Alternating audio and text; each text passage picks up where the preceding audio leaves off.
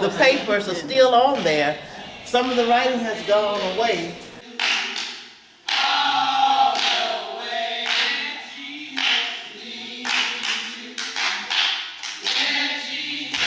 This is one of the original bricks where the foundation was originally erected. I'm going to toss it back down into the very beginning of this emotional period. We are still here. Thanks be to God.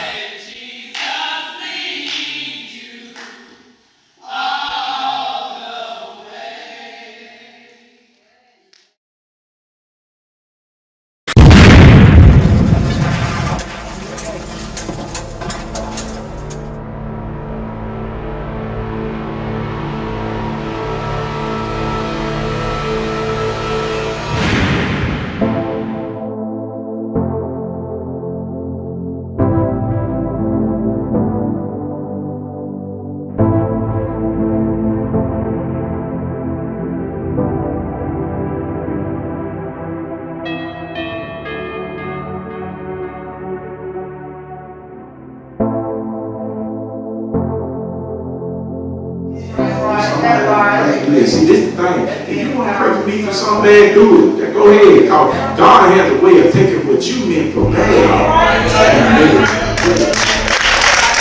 Hi, this is Tabitha Hunter with the ATV Studios, and we're here with Miss Reynolds, and she's gonna tell us a lot of history. Now, you heard about all the other, they told us a little bit, but she has a lot.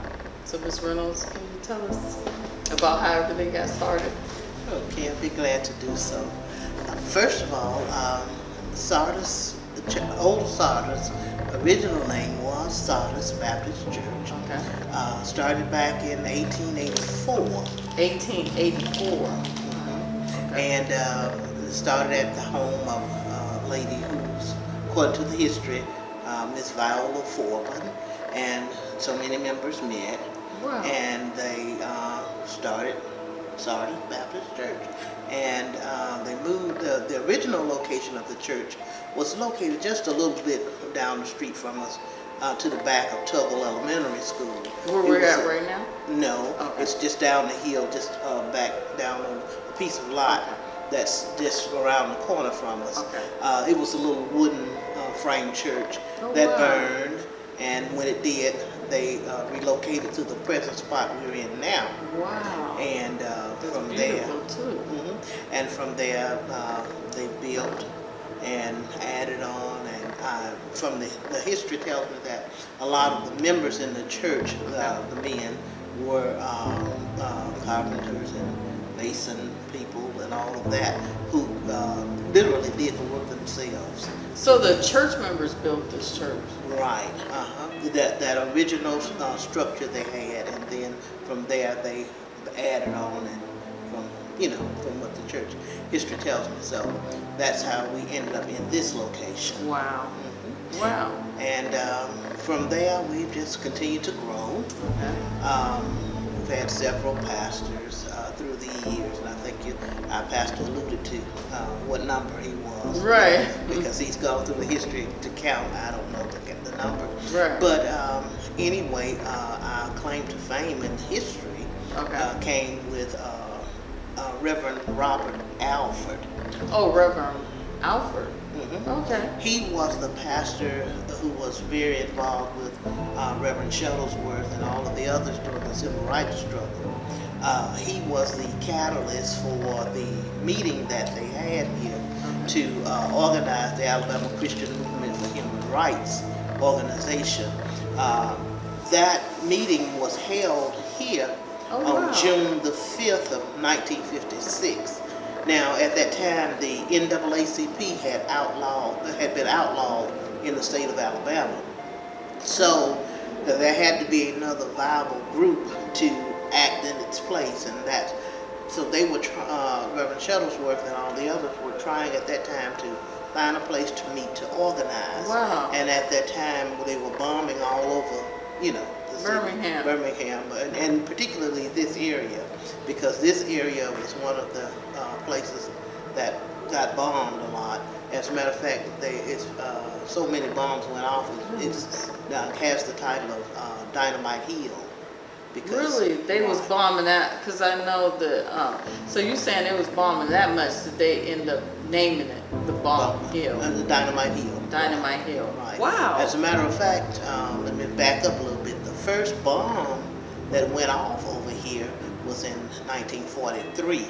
It was the home of Mr. Matthews. Okay. I think his first name was Samuel. I'm not sure of that, but he lived a couple of blocks over back in what we call now East Thomas. Okay. And it was close to the borderline for the black and white community, where he was having his house built. Now, Ms. Reynolds, when you say the black and white community, for those who don't understand that, what do you mean by that, black and white community? White people stayed on one side, black people stayed on the other side of a certain street or a Right. certain line.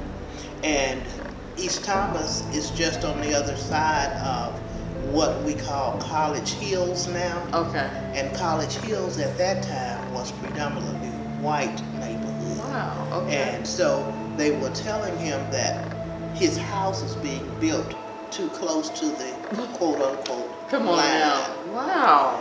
And he had gotten, threatening things and all of that. But nevertheless, he said, well, I'm in where I'm He's still supposed to be. building. So he continued to build. Wow. But after they had completed building and he was supposed to move in the Okay. next day with his family, the night before, that house got bombed. So what did he do after they bombed it? He literally just left, that area of town. Right. He didn't bother to fight it. He just left. But Okay. that was the first bomb that In went off Birmingham. in Birmingham. That was in '43. And at that time, that's why they was trying to form these organizations, because they didn't have no one to come and bring justice for what had been done to them. Right. And so they, after that happened and they were successful in scaring him off, I guess they continued with that tactic, because there were several other bombings, but it didn't work because Attorney Arthur Shores moved in over this way, and his house got bombed as well, along with Shuttlesworth and a few other places that they thought, It was too close. right, either too close or the role of the person was being too controversial for them, I guess. Oh, really? If you want to use that term. That's why they bombed Shuttlesworth home and his anything that had to do with a leadership person who could come out front. They were targeted. It was, wow. So basically at that time, it's like if you wanted to connect with them, they would actually bomb you as well. Bomb your house. Or whatever. If they knew who you were and you were one of the leaders out front. Because they had a lot of men that they had to pull in as like security Oh, wow. around them. And I remember seeing some of the men, if they were big men with guns and everything, they had to literally stand guard while they had their meetings. But you guys had the meeting here. This didn't get bombed. Well, that was the reason why it did not, was because we were just like the Matthews house. We were on the borderline. Okay. But for whatever reason, they thought that this was white neighborhood. Okay. And I think it's basically largely due to the fact that just on the eastern side of us, Okay. across the bridge now where Tugger School sits, is Fountain Heights. And at that time, that was a predominantly white neighborhood. Wow. That's so close. And then we have, since the late 1800s, Okay. we got the Jewish cemetery. That's just a couple of blocks down the street. Right. And my thinking was, who puts a Jewish cemetery in the Right. black neighborhood? Right. And so as a result, people really didn't know we were here. So they did not know. Didn't know. A lot of people, some people knew it, but those who were doing the bombing and who it mattered most to them did not. Did And not so know. Wow. back to our pastor at that time, Reverend Alfred, Okay. He suggested to Reverend Shuttlesworth that they come here to have the meeting. Okay. And because he said, well, we are right under their nose, and they don't know that we're there. Wow. So they decided to come, and they were successful in having their meeting. Wow. And in organizing the Alabama Christian Movement for Human Rights, and that's how we got it. So it was organized here? Yeah, it was. Right up under where all the... Right. Isn't that something right where they live? Yeah. And my understanding from the articles that I read is that that night over 1,000 people showed up. Oh, wow. Wow. And so they were able to have the meeting and to move forward.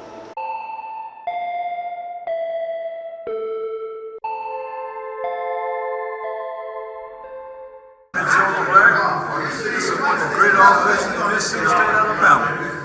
You know, this organization have Colonel Selma, Bloody Sunday, many things in this community. They hope a lot of people in places like that. And on that second Sunday in June every year, you should see the money get to different organizations to make a difference. And I don't know of another organization that support anything like United Cross Super. Thank you. My name is Terrell McCants. I'm a civil rights lawyer here in Birmingham, Alabama.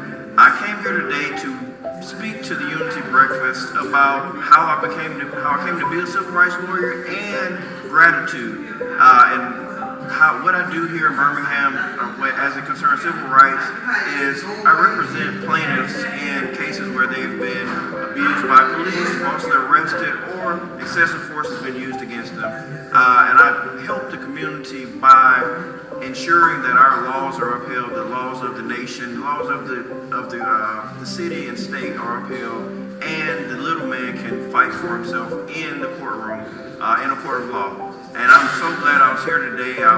This was a real blessing to me, the breakfast and the people, and all that I heard here today. I would encourage anyone to be here and participate in this worthy cause and event.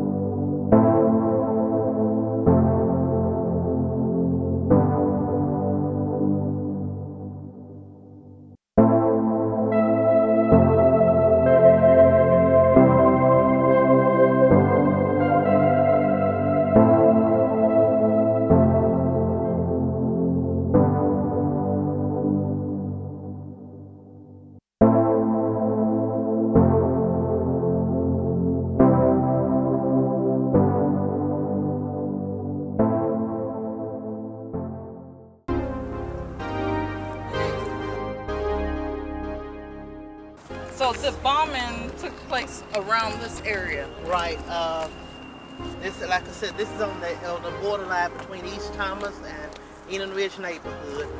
First bomb went off with the Mr. Matthews' house. It said the address was 120 11th Court, but we're in the vicinity of where the house was.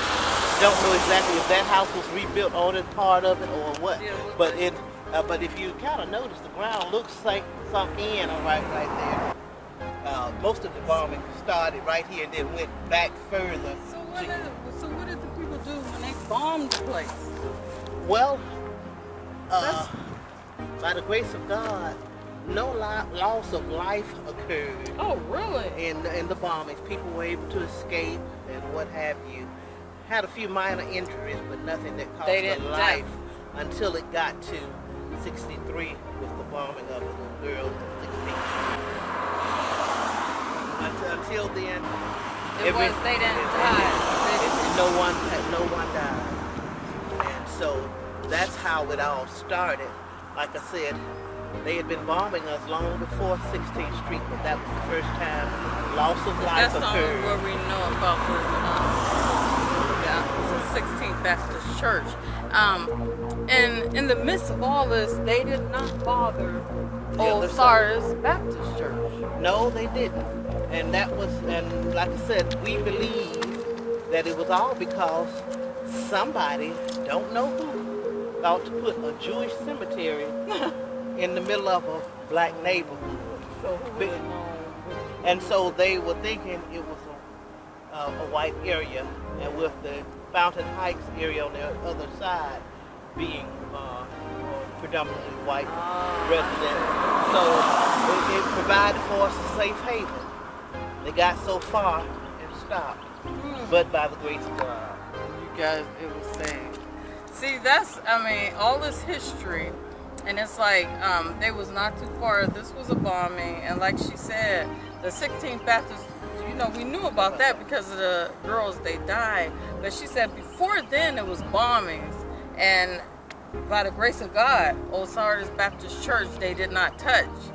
And we're very thankful to that, because today, you know, we're able to see a building, and we can go and walk in there, and this is history, historical, and we want to revitalize that back to looking, just make it as beautiful as we possibly can, and whatever needs to be done, we need to all come together and say that it's called it's historical. Right. That's historical. It's Old Sardis Baptist Church. Right. We're historical. Yes. We need your help. Yes. To help us stay here. Yes. So that we can do what we need to do to advance the cause for our people, for our history, and keep going on and doing what God has put us here to do. We are Black Pearl. We're an organization committed to providing health and wellness opportunities for Black and brown women and allies as well that are down with the cause and ain't with no isms, racism, homophobia, xenophobia, transphobia, any phobia. They can keep it at the house, because until we start fighting together, we will always lose.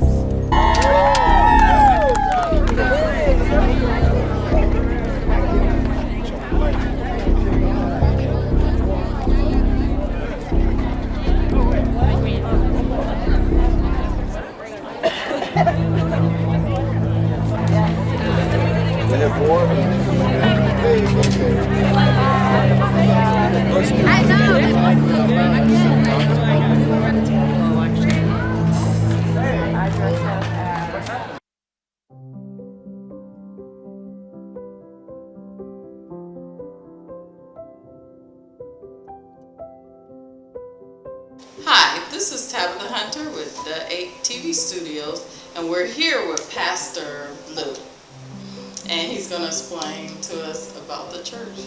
Hey, how you doing?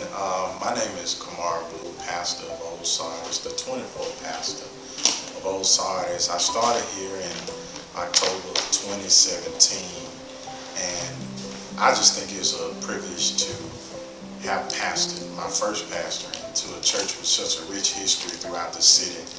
Myself, I never knew the amount of history that was here, and so I'm excited about the things that we're going to do, the things, how we're going to keep history alive. I think one of the biggest problems in Birmingham is that we are forgetting the rich heritage and the major piece that Birmingham as a whole played in the civil rights movement. So it was one of my objectives when becoming pastor was to help catapult the history of Old Sardis into the community, so people that are reminded that the church is still here, is still vibrant, and when you say revitalization, we don't need to revitalize the spirit, we don't need to revitalize the mission, we just need to revitalize the people that surround us who don't know that there's still vitality in the church, in their community. So it's my mission, it's my goal, that we reach out and be a beacon on the hill, that we can just share that rich history, and being, I feel like we're in the civil rights struggle in this day and age.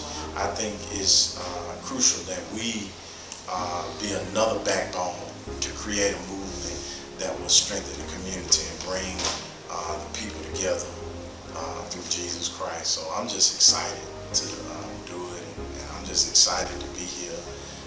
I'm learning, growing, and just getting experience in history all at the same time.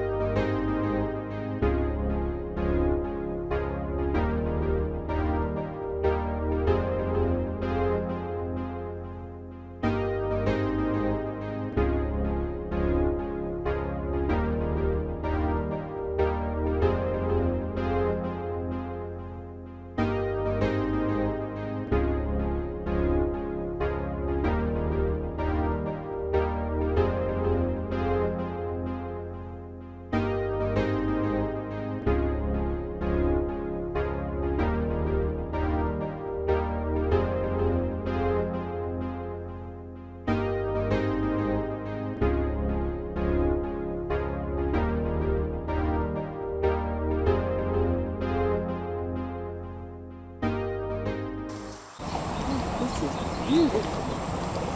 Okay. And we're here at the old Sardis Baptist Church, located at 1244th Street North. Okay. Rich in history, rich in spiritual growth, but needs a lot of things right now around the church. Okay. And so as we walk and talk, we're going to talk about the history and show some of the needs and the things that we need to take care of. Oh wow, that's good. That is awesome. So what I see is a lot of history, and you're gonna explain to us the history that went on here at the old Sardis building, and also the different repairs. Pastor, a couple of years back, we had a vision for restoring the building. Oh. And he had us to write on pieces of paper. Some of the writing has gone away, but just to show you the importance of us restoring and getting back some of the things around the building that we need, shows you the tenacity and the faith of the people who are still here. This building was built like in the early 1900s. Built approximately around the 1920s and the early part of the 1900s. This is the 1900s. Right, somewhere in between there, and this is the original building parts. As you can see, we do not use this part right now. Okay. Still has electricity, still you can still feel the air. I see the little the Right. room. There have been some renovations done over the years that it was being used. This is the area where we had Sunday school and what amounts to the fellowship hall. Oh wow! And we had classrooms on each side. You still see the water fountain back there.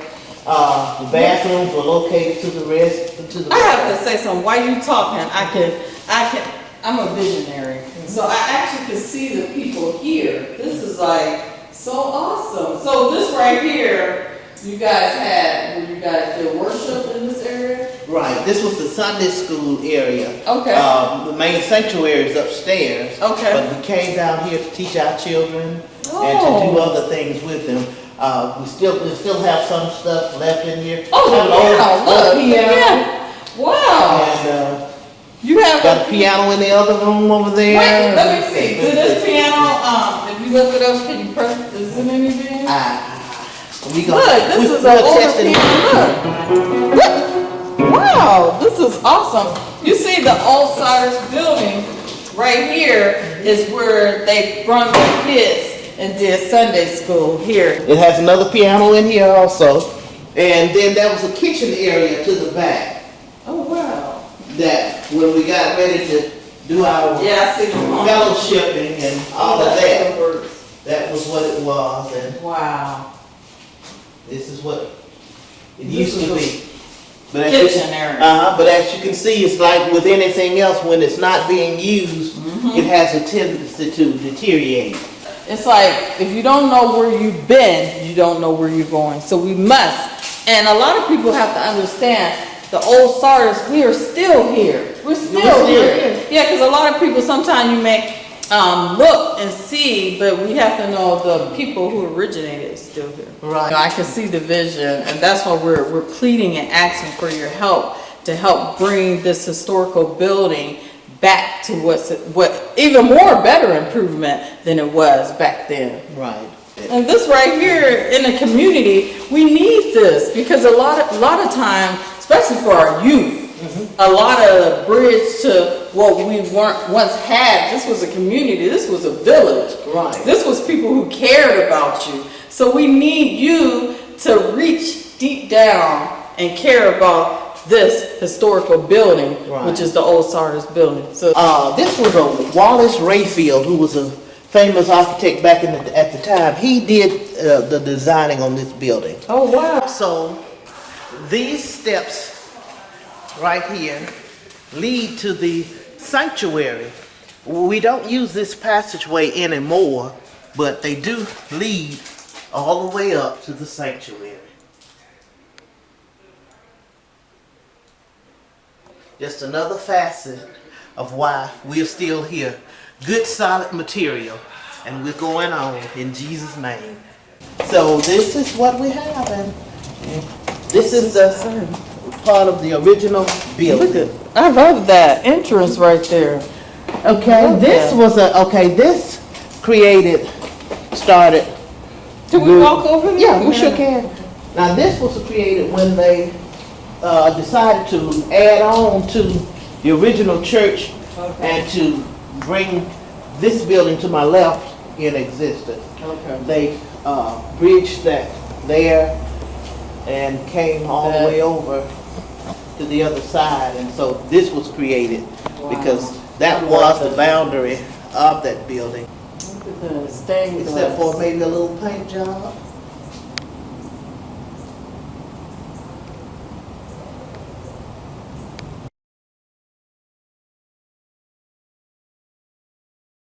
Now I'm here with Mr. Adams, and he's gonna talk to us about where the future of the church is going. So, Mr. Adams. Thanks for having me. Yes, I've been living here, going here for a long time. Wow. Ever since I was 5. Really? So I pretty much grew up here. Okay. This is my church home. I don't plan on going anywhere because I just like the homeliness of Old Sardis Baptist Church. Wow. And the biggest thing I sometimes, when we going through everything, is when people come to me and say, "Hey, John Luke, what church you go to?" Right. And I say, "I go to Old Sardis Baptist Church." He said, Okay. "Oh, okay, that church on 4th Avenue." I said, "No, that's Sardis. This is Old Sardis." Oh, wow. There is a difference. How do you deal with that when people come up to you and say, and they think you're affiliated with the Sardis Baptist Church? Well, actually, growing up, I didn't know it was another church besides really? my church. It was only the Old Sardis. I didn't know there was other people. There were other okay. Sardises with our name until I got older. And then, like, participating in the Mount Pilgrim District, they are also associated with us. So we would go over there. So that's when I knew there was another church with my name. wow. With our name. But as now, it happens to me now. People ask, what church do you go to? And I say, I go to Old Sardis. And they'll be like, oh, the one by the U-Haul, or the one over there. And I'll be like, no, the original. Before The there was original. them, there was us. So we are the beginning. Like, we started and then they went on. And that's why we're here to let you know we're still. Yeah, we still standing. We still here. Yeah. We are here. Right. We haven't had anything. Look, we're still here. We're still here. I'm just saying, we're still here. Right. We're still here. So a lot of people think that basically Sardis Church, they get you guys kind of mixed up. So The original Sardis. right. So basically, when they did the split, Okay. they think everybody went over there to Sardis, but no, We're we're still here. We're still here. I am friends with a whole bunch of people that still go to Sardis, Okay. and sometimes from here and there they come to over here. Just witness. They still consider this their home. Oh, okay. Wow. So where do you think the future is going? The future, I really like where it's going. I really like it. We have a really progressive pastor that has a vision, Okay. and I just know in my heart that he knows how to get there. Okay. We have a growing community. Right. Like, we're trying to get more back into the community, not be one of them churches that just sit in the house. Oh, you guys want to be active. Be active. Oh, wow. That's So- awesome. So tell me, if you look 20 years down the line, where do you see the church at being? Okay. I see the church as very successful, Okay. very enthusiastic, Okay. lots of involvement. Okay. The biggest thing is hopefully in 20 years the church has been renovated. Okay. Obviously there's some things we can't touch Okay. Yeah. for historic reasons. So being here, it inspires you because it's historical and you feel like you're being a part of history Right. in the making. And you're willing, in the future, you see it growing. So what do you, as far as the youth, where do you see the youth at in this church? Okay. Our youth, we're growing also in the youth, as you so we got plenty of good singers. Oh my, she's awesome. Yes. Keep the faith in what we cannot see.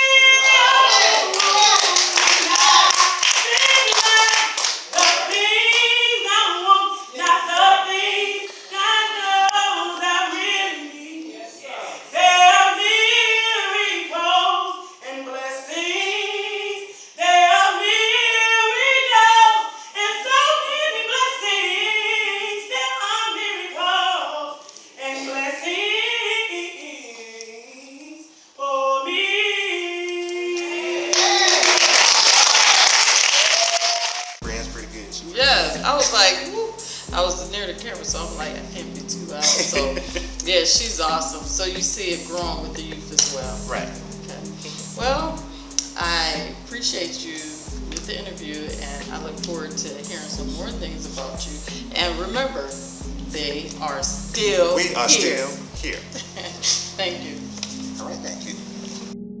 Yes, I'm Deacon Ronald Travick at Old Sardis Missionary Baptist Church, 1240 4th Street, North Birmingham, Alabama, 35204. I'm here because first of all, we're thankful for the 8 production being here so we could tell the story about our church. Deacon, we appreciate that. Yes, Thank you so it much. means a lot to us. And also, for those that is not looking now, you can pick this back up on Charter Communications, channel 180. But our church have a history during the civil rights times in Birmingham. Wow. And the struggle was so bad that they were bombing everywhere we tried to meet together to get the attention of the world, to let them know what was happening here in Birmingham. But every place we went to, they were bombing. Well, Deacon, can I ask you a question? Yes. When you say they were bombing, like, can you tell us like what was going on at that time? Why were they bombing? Yes. At that particular time? For instance, one of the leaders at that time here in Birmingham was Reverend Fred Shuttlesworth. Oh. And he pastored church over in North Birmingham. Okay. And they bombed his house. Wow. Yes, they bombed his house. And it's amazing to me, the story goes that when the smoke cleared, he came out the house unscathed. And So, Deacon, so you're telling me, so that he did not, so they burnt the house. no, they bombed They the house. bombed the house. Yes. He did not, He no did- scratch. He did not get hurt. And it was grace and mercy. We understand Yes. that now. Yeah. But our church played a significant role because of where it sits. Okay.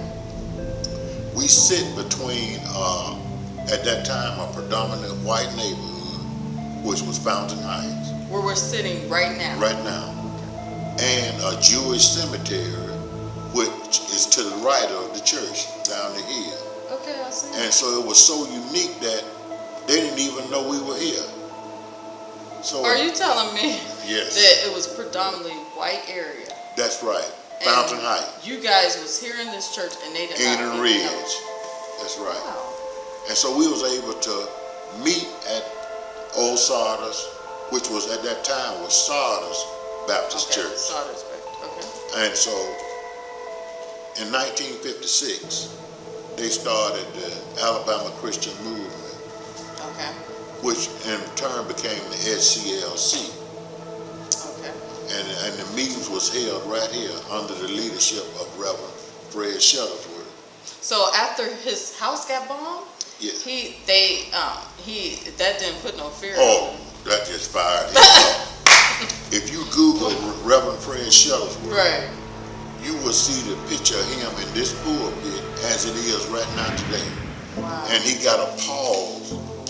That's the picture. Every time they mention Reverend Shuttlesworth, they show that picture, and it was in this pulpit that it, even if we decide to do construction, which we are going to do renovation sometime in the future, but we can't mess with that up there. A lot of history. A lot of history. And so Wow. they formed the Alabama Christian Movement from this church right here, because they got rid of the NAACP. They said it was unlawful. Come on So now. Alabama barred them from the state. Wow. Oh yes. So right behind the church, a couple of blocks up the road, Okay. is Center Street. Well, Okay. Center Street was known as Dynamite Hill. And why was Well, the name Dynamite? It was a lawyer, a civil rights attorney by the name of Arthur Shores. Okay. And his house was bombed on several occasions. He stayed on Center Street. So they bombed his area. That's right. That's right. They were anybody that had contact with the civil rights movement. They was They getting were bombed. getting bombed. That's why the church was so unique. The church never got bombed. Wow. Now we don't know, but if you think about it, a Jewish cemetery, Okay. which was probably protected because they had to know we was here with a predominant white neighborhood, Right. Fountain Heights.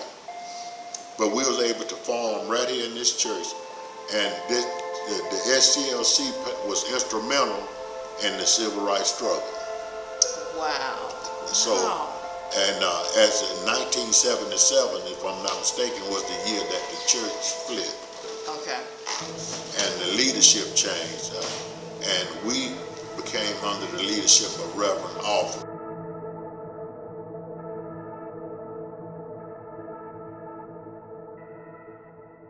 Fred Shuttlesworth was a preacher, a man of faith. I had the great pleasure of getting to know him in the later years of his life. One of the most devout men of faith I've ever met in my entire life, who truly believed that all the work he did was done at the will of God.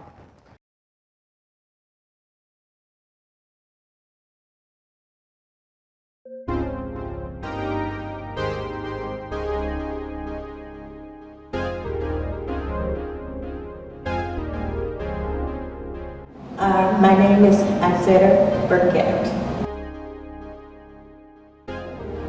And I've been a member of this church for 52 years. Oh, wow. Okay.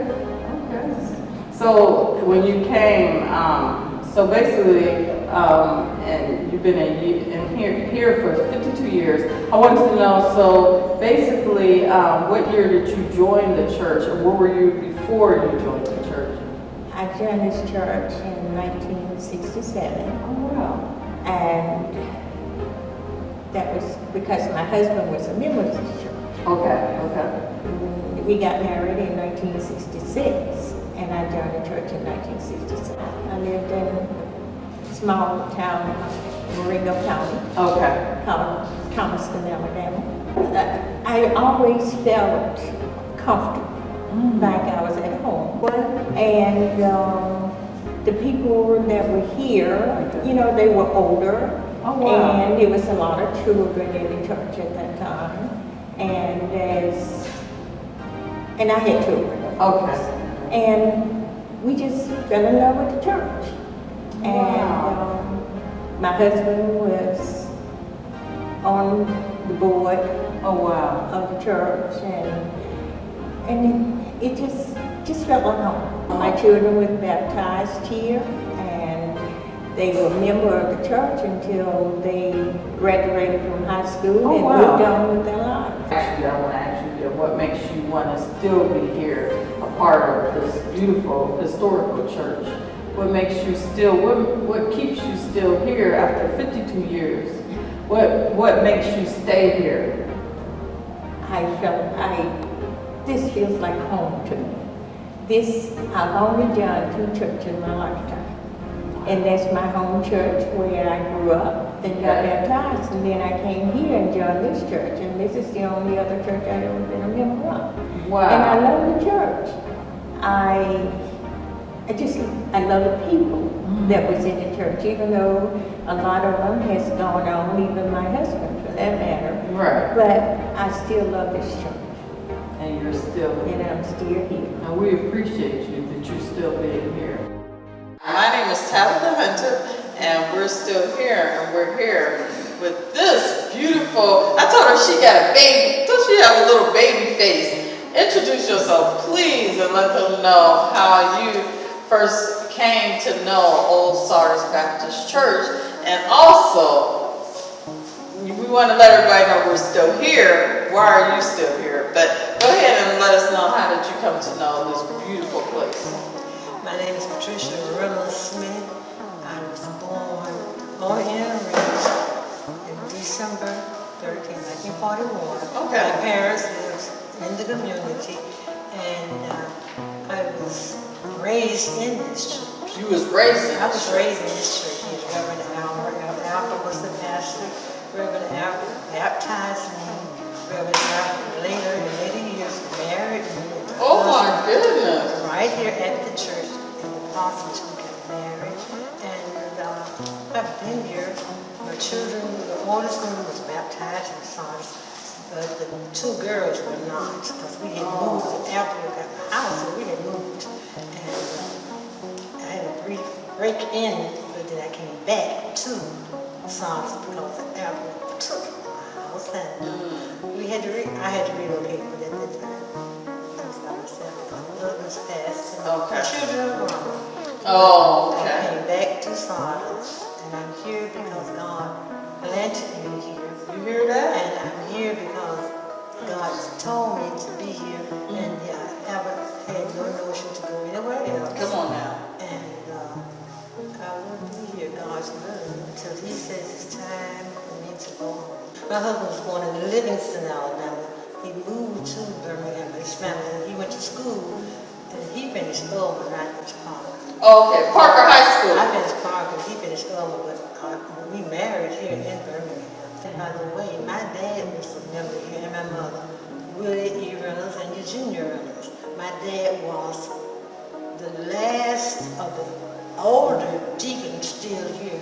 Brother John Porter was under my dad. Wow. Brother John Porter came to see my dad all the time when he was in his later years. But Willie Reynolds was the one that come up here on Saturday mornings, see to the heat being on. When this church did not have electrical heating, they had this big old coal stove sitting in the sanctuary. They don't remember that. Tell them about that again. All the people that was left up here did not have sufficient heating. They had a heater that had to be lit and taken care of. Willie E. Reynolds opened up the church door on Sundays. Here, it was warm when we got here. Wow. For the services to be in service, and that's when they had their services. Wow. But, this church has so much history that that's why I like to tell the people, you tell your children so that they will know. If we don't tell the young people, how will they know? How will they know? And young people don't want to hear old folks. I should know because I still fool with young people every day. Okay.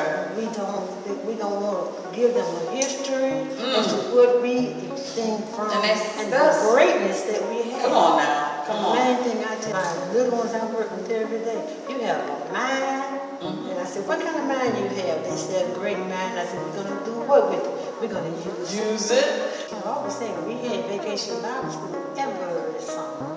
Wow. We had many children from all around. Those side steps there. We got pictures when we were full with children. Oh, do you guys have pictures? Yes, sure. Oh, wow. Wow. I would love to see that. All the children from all around Inner Ridge, because we went to Vacation Bible School at Sardis. We also went to Vacation Bible School in United Methodist. Oh, y'all went to? We went from church to church within the community. Wow. Every year we were here for all things. Vacation Bible School. Okay. And activities that was going on, and the children being taught. Because I thank God for being taught the Word. And I was taught the Word at kindergarten at Middle Memorial Presbyterian Church. So how long was your mom and dad together? Until she died. They were there. My dad did mom. Oh, wow. They had been married for what? 52 years. Wow. 62 years. Hi, this is Tabitha Hunter, and I'm here interviewing Onisha. Yes, ma'am. And Onisha, explain to people first of all, what's your, how did you end up coming to know the old Sardis Baptist Church? My mom brought me. Oh, brought me. Yeah, she definitely brought me to church. And that's what we need to know. If you don't know where you've been, you don't know where you're going. So, and I was coming here all the time and still going to like mass on Saturdays with my dad. But I was coming here all the time. But I was more active here. I wasn't active where I was going to church at first. So when I got in the 8th grade, I think I asked my mom, "Can I get baptized as a Baptist?" Because I was like, I'm more active here. I came here and I was already singing the choir and praise dancing. As soon as they saw me, it was like, "Come on, sing in the choir. Oh, wow. Come on, praise dance." And I was like, "Okay, yes, ma'am, I can do it." Oh, okay. So you was going to a Catholic church. Mm-hmm. Okay. So what? And you said you was more active here. Mm-hmm. So what made you be more active here? What did you see here that you didn't see there? But one thing, I ain't no best friend that I'm still friends with now. What's her name? Mayor Adams. We still go to church here together, and like I said, I was participating in all this different stuff. And back then we had like choir rehearsal every Wednesday, and we had this every Thursday, we had something else every Tuesday. Okay. So I was here all the time, and I felt like I found my family. You know, all these different kids around my age. There was so many children all around my age. So it was family. It was family. We was together all during the week. But what was crazy is we would leave church and get off the phone, then go home and get on the phone and be talking to each other like we didn't just see each other. They used to tell us that all the time. Y'all just was on the phone talking. Why y'all acting like this? Right. We couldn't stop talking to each other. I definitely found my family.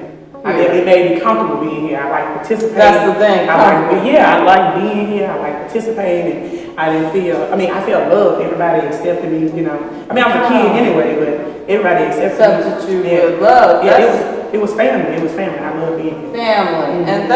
And that's why we want to keep telling people there's so much love here. Mm-hmm. And I'm feeling the love. It's beautiful here. So and that's beautiful. Yeah. And then matter of fact, you're the one who we recorded singing. You have a beautiful voice. Thank you so much. Yeah, I appreciate that voice that you were singing. I was like, let me not get caught up because I'm supposed to be filming, but your voice is just so beautiful, and we appreciate that. Oh, it took time. It took some time to get there to just sing like that, you know, like on the spot. Because back then it wasn't, you know, singing on the spot. Okay. I was definitely shy. Oh, wow. Definitely shy. Well, and then you said your father's from where? Nigeria. Lagos, Nigeria. Oh, wow. So your father's from Nigeria. Mm-hmm. Oh my God. So you know what? You have the best of both worlds. Mm-hmm. So that's awesome. And we appreciate you coming, you know, to tell us what you think as a youth here, how much love is here in this historical building. And we need to, you know, she's rooted in the community because of Old Sardis building. The things that they did in her life as a young child that she remembered. And she still remembers to this day, obviously, because she's still here. Just like the Old Sardis, they're still here. And we want you to just please just donate, because we really need you to give back. Reach deep down in your pocket and just give back to us so that we can allow them so that they can, you know, furnish the building a little bit more better than what it is. Because you know how historical buildings go. It sometimes, because you need funding, it's like sometimes you have to reach out to the community that you're helping to give back so that we can fix it up the way we need to, so we can do more activities. You know, look at her life impacting. She has such a beautiful spirit. So let's just come together and raise the most highest funds that we possibly could raise so we can do what we need to do. And we appreciate you. Yes, ma'am. Thank you. I've gone to other churches. I've visited other churches. Okay. And so trying to decide what I wanted to do and where I was going to go. And my parents chose to stay here at the original church. Wow. Okay. So we chose to stay here. There was only a few of them that did stay here. Wow. 10 members, I think. I'm not for certain. But they chose to stay and fight for this building to stay here. So being brought up in this church has meant so much to me, because I did start out here, that I wanted my life to reflect and show, because we're still in the community. Right. I wanted my children to come through here. The life events that have happened. Right. My children were baptized here. Oh, they were baptized here. Yes, they were baptized here, and they were also involved in church. I got married here. My father was so excited, he painted the church because he wanted it to be beautiful. Wow. But just to show you how involved. The conversation we would have about the church and the goings on in the church, it was a conversation all the time. It was just a lively conversation. Wow. And I love being here, and it just really made us happy to be here and being in the church. The family, the love that we all, when we see each other, just go smile. Oh, I haven't seen you. And this really was a lovely church. Yes. Mother and father did an awesome job. Did your mother and father stay together the whole time? Oh, yes. 60 How long years. Yes. 60 years? Yes. They stayed here. So how many siblings was it? There's 3 of us, 2 brothers and a girl. Oh my goodness. Now, you was raised around brothers. Did they rough you up? What? I want to keep scared. Oh, okay. See, that's what we got to get one of them pictures when she was young. You been here when she was little, but we appreciate you being here. And we got it's just so beautiful. The deacon, he painted the church when you got married. Yes, it's a lot of rich history here. Yes, it is. And we had birthday parties and just different events that we chose to come to do it at the church. The church was the place to be. So basically, that's a community church. Yes. When you involved, you hear what she said, as a youth, she said, this is the place you wanted to be.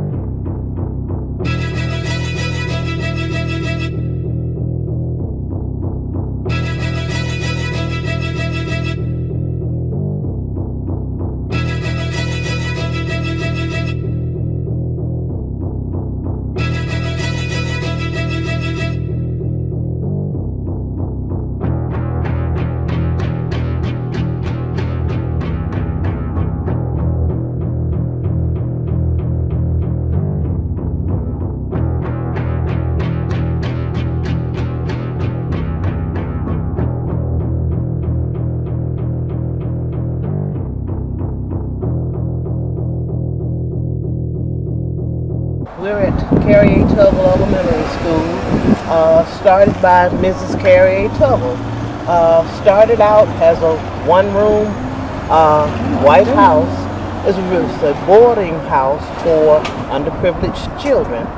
That it was located on the end of the lot, and as you saying right over there? Right over to the end of this lot. Okay. At the end, started just a little white boarding house.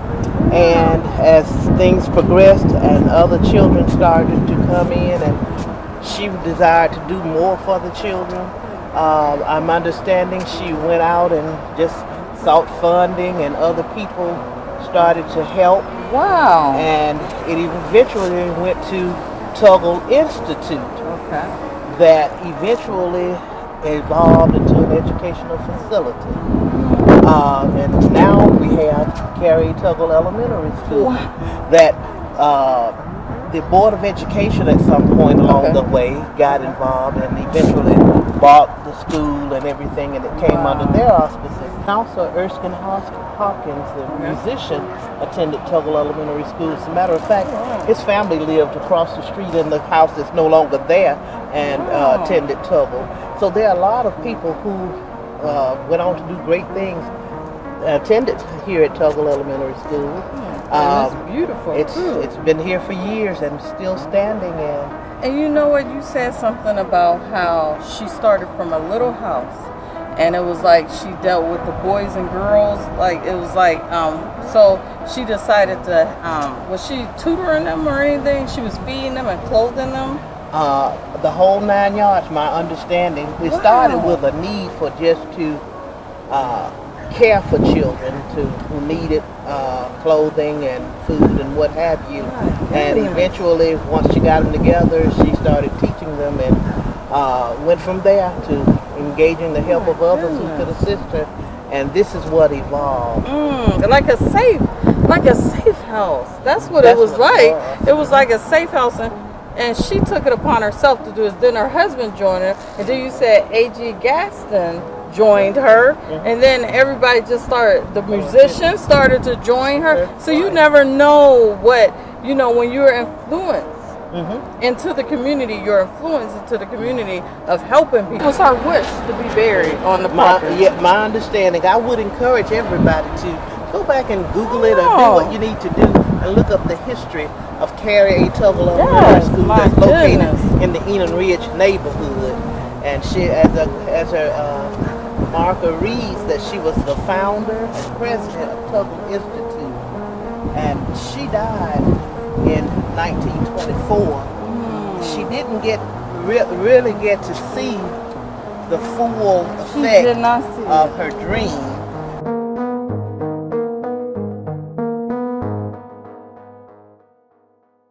Those low, you don't want to come down. You don't want to leave here without Jesus. Amen. My name is Carolyn Sherrod of the Old Sardis Missionary Baptist Church. Old Sardis was first organized in 1884. My great-great-grandmother, Sister Viola Foreman, was the one that gave the church a lot. It was 34 people that came to her house and they organized Old Sardis Missionary Baptist Church. She was so moved by what was happening that she gave them this land. And as you can see, the original foundation, the church was organized, just like I stated before, in 1884, until the church was burned. And after the church was burned, they moved on the hill. This is one of the original bricks where the foundation was originally erected. I'm going to toss it back down into the very beginning of this.